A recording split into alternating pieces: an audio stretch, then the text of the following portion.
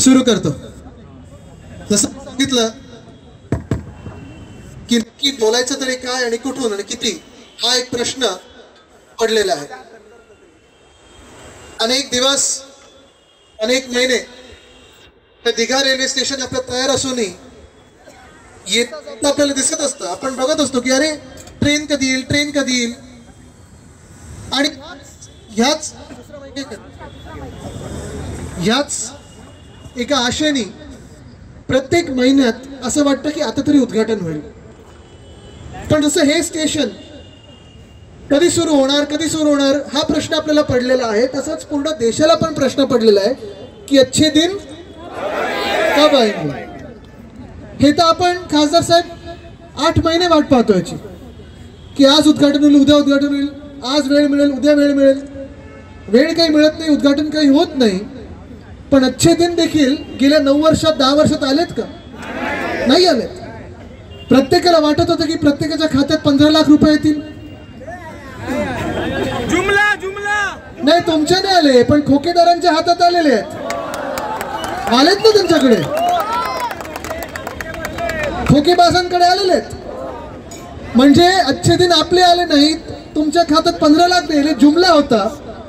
पण तरी देखील खोकेवाल्यांचे थोडे थोडे अच्छे दिन हे येऊन गेलेले आहेत। मी हेच सांगत होतो कालपासून आणि पहिल्या दिवसापासून मी हे सांगतो या 2024चा की हे वर्ष आपलंच आहे आणि आपलंच असणार।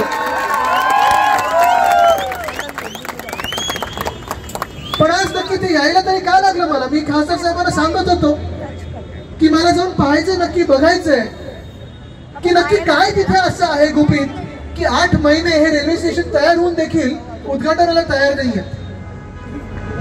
मी सांगितलं चला इथे जाऊन पाहणी करूया। मला खासदार साहेब म्हणाले की नाही, थोडी चौकसभासारखं घेऊ, आपण लोकांशी संवाद साधूया। म्हणलं मोठं काही करू नका, कारण नाहीतर उगाच पोलीस यंत्रणेवर टेन्शन येईल की आता काही उद्घाटन जाऊन करतायत का। आहे ना, एक केस माझ्यावर झाली खासदार साहेब वरळीमध्ये।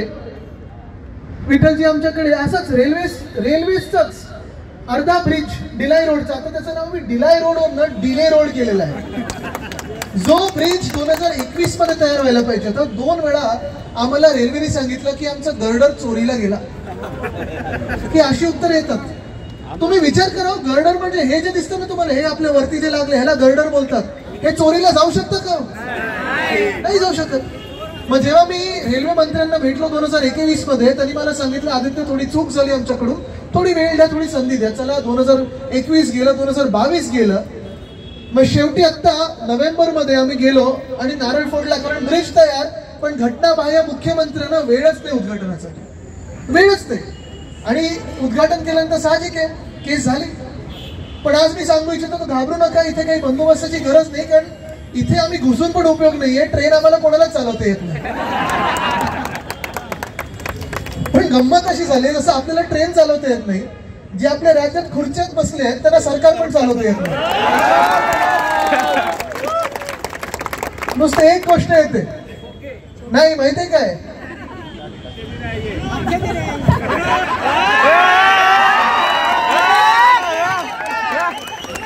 तुम्ही बघून कंटाळले असेल।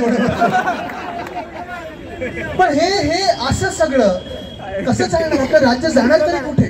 पुन्हा करतो सवाल की जसं काश्मीर मधून 370 कलम तुम्ही हटवला, आणि आनंदाची गोष्ट आम्ही पण पाठिंबा दिलेला त्याला, तो स्पेशल स्टेटस काढला। पण तुम्ही काही नवीन कलम, असं काही स्पेशल स्टेटस महाराष्ट्रात दिले का? की अन्याय जर करायचा असेल तर देशातलं एकमेव राज्य म्हणजे महाराष्ट्रच आहे, असं काही नवीन कलम तुम्ही घटनेत आणलंय का? असं वाटायला तरी लागलेलं मला गेल्या 2 वर्षामध्ये। तुम्ही मला सांगा, ह्या राज्यातून पलीकडे त्यांच्या लाडक्या राज्यामध्ये काय काय नेलं त्यांनी? वेदांत फॉक्सकॉन गेला ना आपल्या राज्यातून? इथे तरुण मुलं मुली किती आले? हात जरा वरती करून दाखवा मला। अरे सर, आता तुम्ही मला सांगा, हा बरोबर तुम्ही पण जवळ, मला तुम्ही सांगा, आपल्यासारखे तरुण तरुणी जे आहेत त्या लोकांनी शिकल्यानंतर, डिग्री मिळाल्यानंतर जॉबसाठी जायचं तरी कुठे? देशभरातून लोक आपल्या राज्यात येतात, आपल्या महाराष्ट्रात येतात, आपल्या मुंबईत येतात, नवी मुंबईत येतात, ठाण्यात येतात, उरणला येतात का? तर नोकरी पाहिजे आणि आपला महाराष्ट्र देशाला नोकऱ्या देत असतो, कारण आपल्याकडे तेवढे रोजगार उपलब्ध होत आलेले आहेत, तेवढे इंडस्ट्रीज आलेले आहेत. तशीच ही वेदांत फॉक्सकॉनची मोठी इंडस्ट्री होती, 2.25 लाख कोटीची गुंतवणूक होती, आपल्या राज्यात येणार होती. 1 लाख मुला मुलींना रोजगार निर्माण होणार होते. आपण पूर्ण पाठपुरावा करत होतो, 100% आपल्या राज्यात येणार होतं. पण सरकार पाडलं, धोका दिला.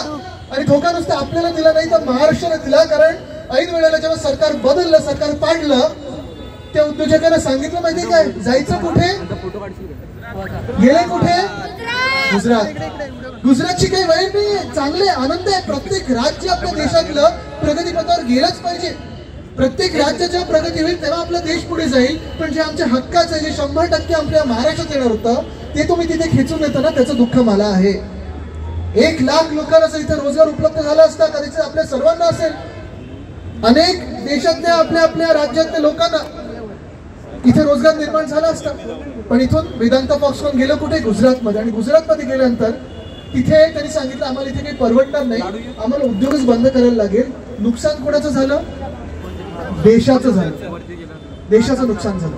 एअरबस टाटा गेलं कुठे, मेडिकल डिव्हाइस पार्क गेलं कुठे, बल ट्रक पार्क गेलं कुठे, 40 गद्दार गेले कुठे.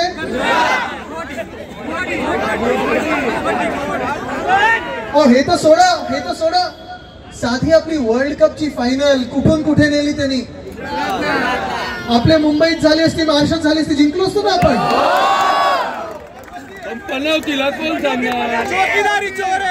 आता मी ऐकतो टेस्ला तिथे नेतात. काल परवाकडे महानंदाचं ऐकू आलं मला, महानंद दूध नेतात. माझा सवाल हाच होता मग या राज्य सरकारला, अरे ज्यांनी कॉन्ट्रॅक्ट घेतलेलं मला कोल्ड कॉफी आणून द्यायचं, ते दूध कुठून आणणार. काय काय म्हणजे आरोप करायचे ते काही कुठच्या पातळीवर जायचं ते ठरवा तुम्ही. पण हे सगळं घाणेरडं राजकारण होत असताना एका बाजूला आपण पाहत आहे की केंद्र सरकार असेल, राज्य सरकार असेल, आपल्याला लढवत चाललेलं सगळ्यांमध्ये. जाती जातीमध्ये भांडणे निर्माण करतात, धर्माधर्मामध्ये भांडणे निर्माण करतात, जिल्ह्या जिल्ह्यामध्ये भांडण निर्माण करतात, शहरांमध्ये भांडण निर्माण करतात. कारण हे सगळं भांडणं जेव्हा करत असतो आपण, तेव्हा ते त्यांची पोळी भाजण्यासाठी मोकळे असतात. जिथे जिथे वाद निर्माण झाले तिथे त्यांचा पक्ष जिंकलेला आहे. पण आपण आठवण करा, जेव्हा आपलं महाविकास आघाडीचं सरकार होतं, आपण एका चांगल्या प्रगतीपथावर होतो, सुवर्णकाल आपल्या महाराष्ट्रात येत होता, कितीतरी कामं आपण पुढे नेत होतो. आज पण मी जे सांगायला आलेलं आहे आपल्याला की Mumbai trans harbour link MTHL 2.5 महिने तयार आहे, पूर्णपणे तयार आहे, पण उद्घाटन झालेलं नाहीये. का तर त्यांना वेळ मिळाला नाहीये. काल काहीतरी पाहणी वगैरे करून आले, फोटोग्राफी करून आले, फोटोग्राफी पूर्ण झाली त्यांची तिथे, पण अजूनही पूर्णपणे कन्फर्म झालेलं नाहीये की MTHL तयार आहे की नाही. आणि मी पुन्हा एकदा सांगतो आज की 15 जानेवारीच्या आधी जर हे तयार झालेलं आहे आणि उद्घाटन झालं नाही तर आपल्या सर्वांना जाऊन तिथे MTHLचं उद्घाटन करायला लागेल. देश विदेशातील प्रत्येक घडामोडींचे लाईव्ह अपडेट मिळवण्यासाठी आता साम टीव्हीच्या सर्व सोशल मीडिया प्लॅटफॉर्मला लाईक, फॉलो आणि सबस्क्राईब करा. तसंच सर्व नोटिफिकेशनसाठी बेल आयकॉन प्रेस करायला विसरू नका.